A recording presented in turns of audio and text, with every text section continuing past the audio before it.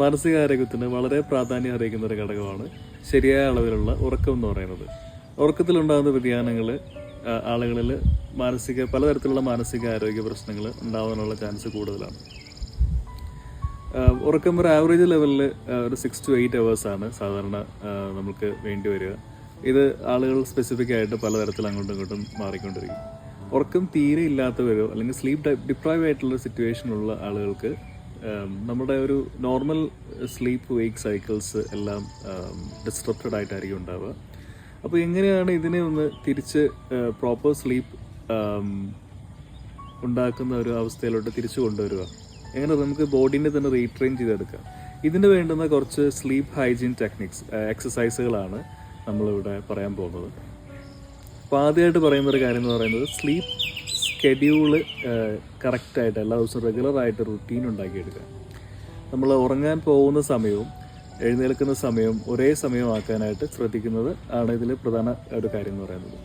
അപ്പോൾ ഇത് body retrain ചെയ്യുന്ന അവസ്ഥയിൽ നമുക്ക് ബോഡി ഒരു സ്റ്റാർട്ടിംഗ് പോയിന്റ് കിട്ടാനായിട്ട് നമ്മൾ ഈ റുട്ടീൻ റെഗുലർ ആക്കുമ്പോൾ നമുക്ക് ഹെൽപ്ഫുൾ ആവും. പിന്നെ ഒരു കാര്യം എന്ന് പറയുന്നത് നിശ്ചിത സ്ഥലത്ത് ഉറങ്ങാനായിട്ട് ശ്രമിക്കുക. ഒരേ സ്ഥലത്ത് തന്നെ ഉറങ്ങാനായിട്ട് ശ്രമിക്കുക. ഉറങ്ങുന്ന സ്ഥലം നോയ്സ് ഫ്രീ ആകാനും പിന്നെ ലൈറ്റിംഗ് ഒക്കെ അവിടെ ഒരു ഡിം ലൈറ്റോ അല്ലെങ്കിൽ ഒരു യെല്ലോയിഷ് ലൈറ്റോ ഒക്കെ ക്രിയേറ്റ് ചെയ്യുന്നത് നമുക്ക് കുറച്ചുകൂടെ സ്ലീപ്പ് ഇൻഡ്യൂസ്ഡ് ആവാനായിട്ട് നമ്മളെ ഹെൽപ്പ് ചെയ്യും. പിന്നെ മറ്റൊരു കാര്യം എന്ന് പറയുന്നത് കഫനേറ്റഡ് ആയിട്ടുള്ള ഡ്രിങ്ക്സ് പരമാവധി ഒഴിവാക്കുക. കോഫി എന്ന് പറയുമ്പോൾ അതിൻ്റെ ഹാഫ് ലൈഫ് എന്ന് പറയുന്നത് 6 hours ആണ്. അപ്പോൾ ഒരു 3-4 മണിക്ക് ശേഷം നമ്മുടെ ഈ സ്ലീപ്പ് സ്കെഡ്യൂൾ ക്രിയേറ്റ് ചെയ്ത് വെച്ചിരിക്കുന്ന സമയത്തിന് ഒരു 6 മണിക്കൂർ പുറകോട്ട് നമ്മൾ ചിന്തിക്കുക. അതിനുശേഷം കഫീൻ ആയിട്ടുള്ള ഒരു കണ്ടന്റും എടുക്കാതിരിക്കാനായിട്ട് ശ്രമിക്കുക. നമ്മൾ ഈ സ്ലീപ്പ് ഡ്രൈവ് കുറച്ചുകൂടെ റെഗുലർ ആക്കാനായിട്ടും ഈ സ്ലീപ്പ് വെയ്ക്ക് സൈക്കിൾ കുറച്ചുകൂടെ ഒരു റെഗുലർ ടൈമിങ്ങിൽ വരാനായിട്ട് നമ്മളെ ഇത് ഹെൽപ്പ് ചെയ്യും. അപ്പോൾ അത് വളരെ ശ്രദ്ധിക്കേണ്ട ഒരു കാര്യമാണ്. പിന്നെ മറ്റൊരു കാര്യം എന്ന് പറയുന്നത് റെഗുലർ എക്സസൈസുകൾ ഫോളോ ചെയ്യുക.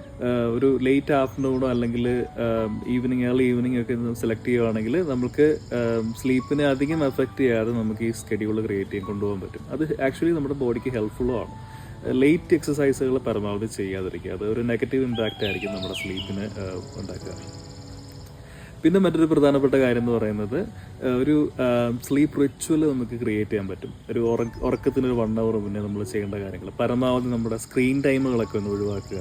അത് ആക്ച്വലി നമ്മളെ നെഗറ്റീവായിട്ട് ബാധിക്കും. അപ്പം സ്ലീപ്പ് ചെയ്യുന്നതിന് നമ്മൾ ടൈം സെറ്റ് ചെയ്തതിന് ഒരു 1 hour മുന്നേ നമ്മൾ ഈ സ്ക്രീൻ ടൈം പരമാവധി ഒഴിവാക്കി വേണമെങ്കിൽ നമ്മൾ റീഡിങ്ങിലോട്ട് തന്നെ കോൺസെൻട്രേറ്റ് ചെയ്യാം. അല്ലെങ്കിൽ ജേർണലിങ് നമുക്ക് ചെയ്യാൻ വേണമെങ്കിൽ നമ്മുടെ ആ ദിവസത്തെക്കുറിച്ചുള്ള നമ്മുടെ കാര്യങ്ങളൊക്കെ എഴുതി ഒരു ചെറിയ ജേർണൽ ക്രിയേറ്റ് ചെയ്യുന്നത് വഴി നമ്മുടെ ബോഡിക്ക് ഒരു ചെറിയ ക്യൂ കൊടുക്കുകയാണ്.